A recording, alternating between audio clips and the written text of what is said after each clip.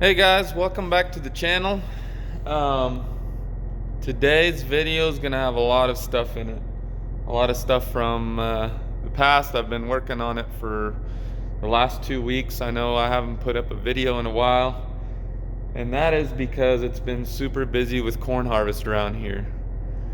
So there's gonna be a lot of videos going back and forth from one day to another, trying to fit it all together to make one good video. So hopefully it's not too long and there's a lot of good info in here. So yeah.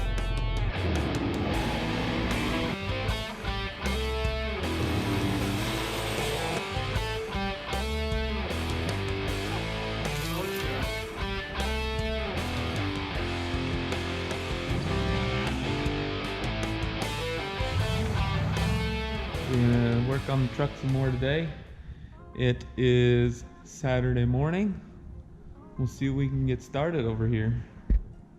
We did mess with a few little things. I'll go ahead and show you guys.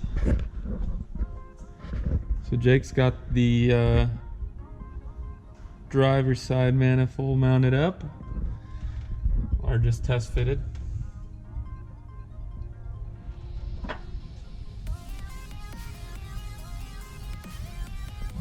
So that's where the wastegate is going to be on this side.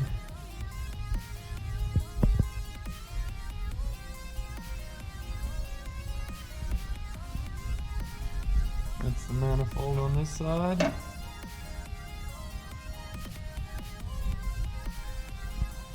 So yeah, I still haven't done a whole lot. I'm going to go ahead and finish drilling that hole out over here in the firewall. One that I started right there. I'm gonna make it a little bit bigger to fit the harness through. So let's get started.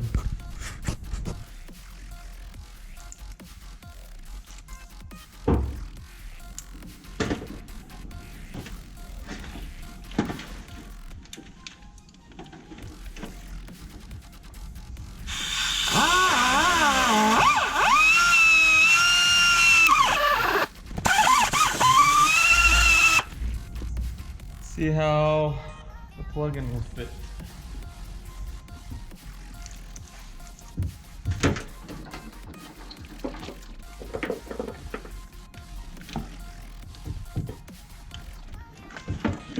Needs to be a little bit wider.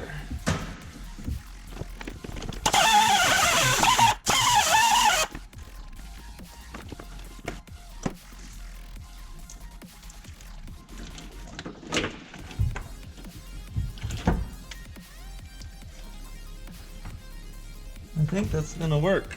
You just need to go over the backing now. Alright guys, so I'm gonna show y'all where I ended up mounting the computer. Now it was a little bit hard to get to. Actually it was really hard to get to, but I think it's gonna work out alright because it's gonna be completely hidden away. See if it'll pick up.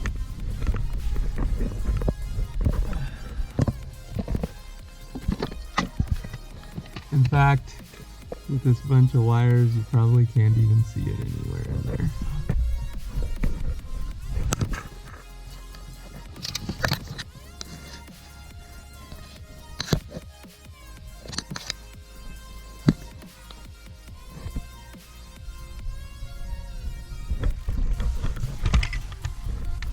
There's the edge of it right there, you can kind of see.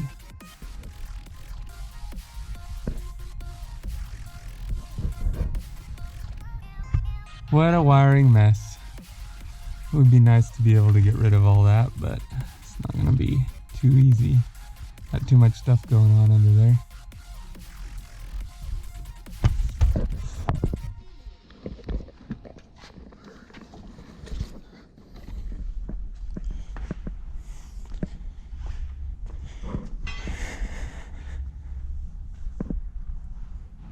Got a pretty good size hole.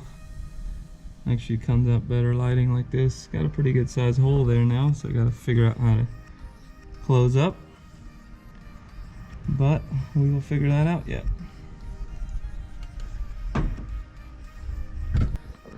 Right now I've got the relays mounted right there. and got a lot of wiring to do. So this will be the main fuel pump, since it's my 450 pump, which is also wired to the transmission fans as far as kicking the relay on. And then I have the ground for the transmission fan mounted in the cab, and that turns it on and off manually, but in case I leave the switch on, that the fans don't keep running after the truck is off. So that's why I have it wired this way. So the fuel pump and the switch have to be on in order for the transmission fans to run. And this would be the 255 pump. It is kicked on with a ground wire, which is right here. That I'm going to wire into one of the inputs and outputs on the harness, which I believe is right there, inputs, outputs. So yeah, I'm going to go ahead and start getting this thing laid out and see how it all lines up. Power and ground wires for the harness. All that we'll do after we get it all laid out so that I know how to route them. Let's get started.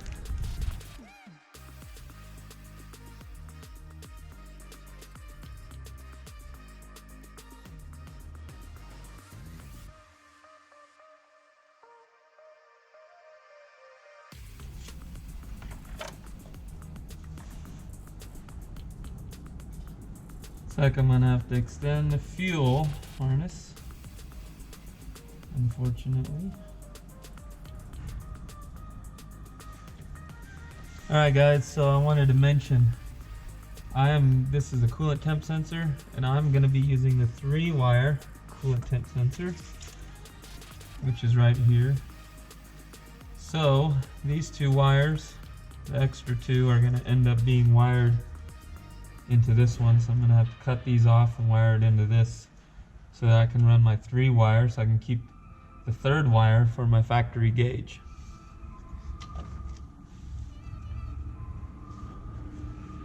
And I was unwrapping this fuel pressure wire because my fuel pressure sensor is going to be right here, so it's going to be just out of reach of this harness because I have my IAC and TPS here. Once I plug those in, my fuel won't reach.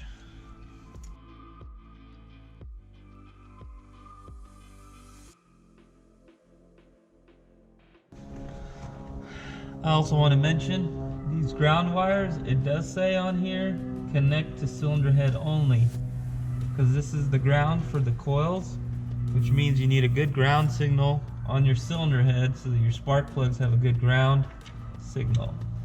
There's one on each side, don't forget those. Also, these coil harnesses are marked odd and even. Your odd is always the driver's side, even is the passenger side, because you have 1, 2, 3, 4, 5, 6, 7, 8 on your cylinders. So that makes these 1, 3, 5, and 7. Makes them your odd. Simple enough. And another thing I wanted to mention, this harness is actually set up for a 58X 4X cam sensor, 58X crank, and I'm running a 24X crank with a front mounted cam sensor. So since this harness is set up for 58X, all I gotta do is switch these outside 2 wires around on the cam signal, plug it in, and the crank signal stays the same. I just gotta set it up in the tune for 24X. So they made that also simple enough. Alright guys, so it's been several days since I last worked on the truck. Of course, you wouldn't know that watching the video, but it's been super busy around here with corn harvest and stuff. But I figured I'd show what I was working on next. So according to Holly's video, I can run the 58X harness, which is what this is, on a 24X motor, simply by switching these 2 wires around, the red and the purple, out of this harness.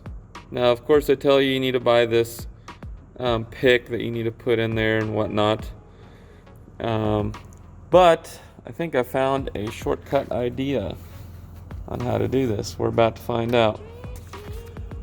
So I just took a regular connector like this, get it where it's focused, and I just sanded it down a little bit and made it slightly thinner, and I believe this is gonna work good to slide in there. Let me see if I can set my camera up here. I'm using my phone again today. Looks like that will work.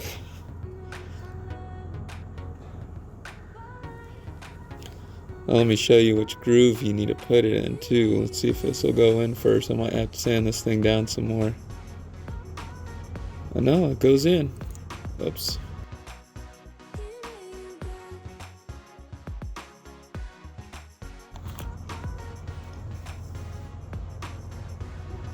But there you guys will see there's a little bit of a groove on the top.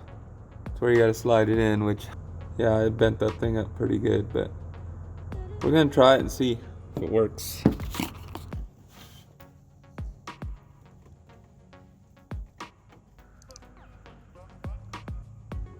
Well, it appears it does not go in deep enough. Let me try to straighten this thing out and we'll try it again. Alright, so I bent it straight and now I got it in there a little bit further. We'll try it now. Oh, there it goes. Haha, perfect. Just need to do it on the other side now too.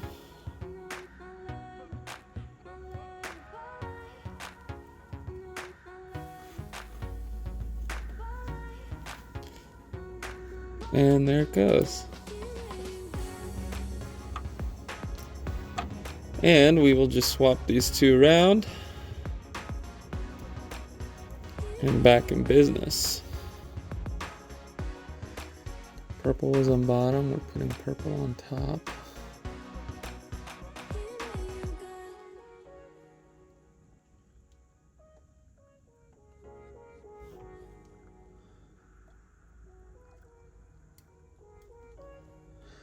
Boom. And red. And that one.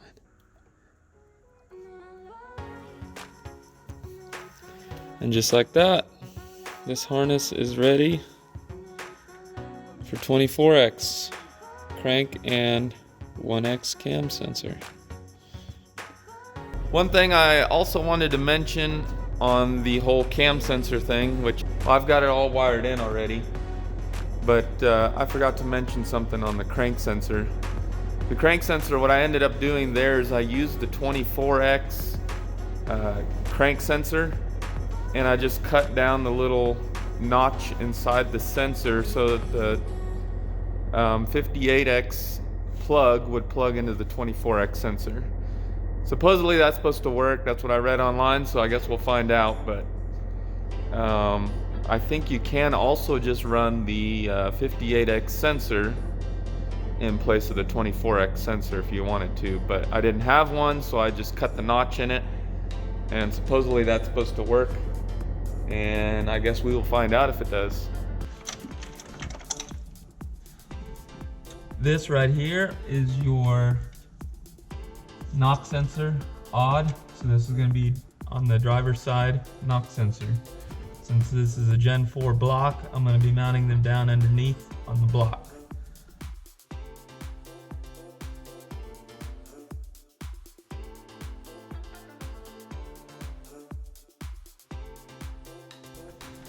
So there's the two pigtails. You can see the difference.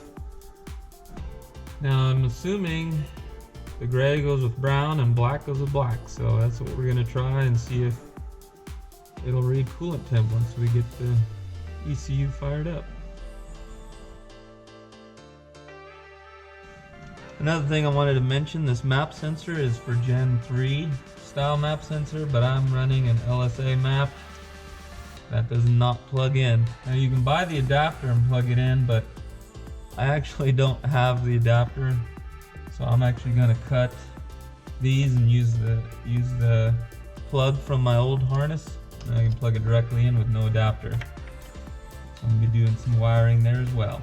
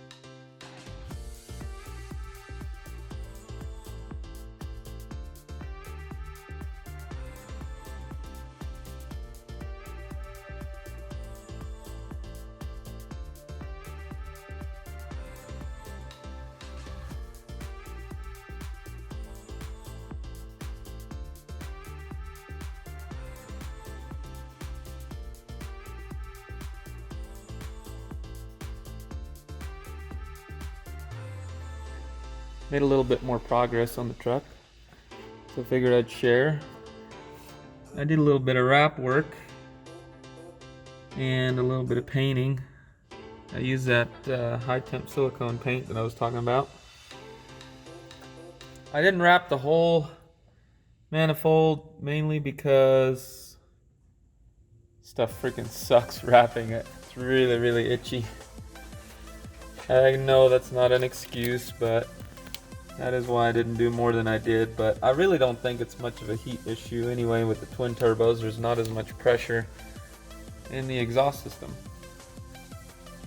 I am using the flash on the camera so you can see exactly just how dirty this thing is. But yeah, I don't know if I updated you last time. It's been several days since I did the last video, but I do have a lot of the Holley wired in. I see throttle position, cam sensor, and knock sensors. Gotta get my camera down there. And I've also been doing some other wiring. So I found this nifty little fuse box on Amazon.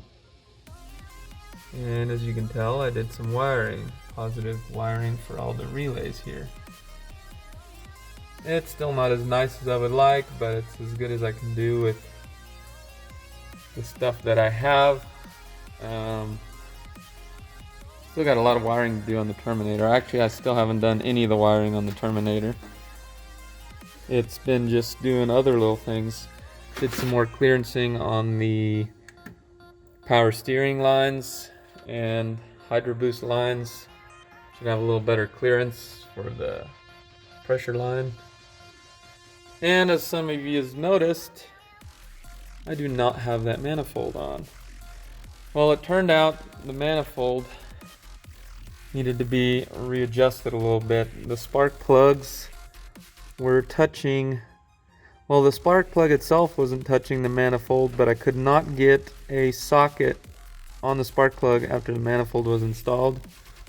I told Kyle about it and he was super awesome, said right away he'd build me a brand new one, no charge, and he's gonna make it right. So now I'm waiting on the manifold. We did finish our downpipes already, or Jake did, and I think I showed you guys those. And so, yeah, I figured I'd just do a little bit of an update on what I've been doing. And I did a bit of a mess here. Covered most of it up so you can't really see it right now.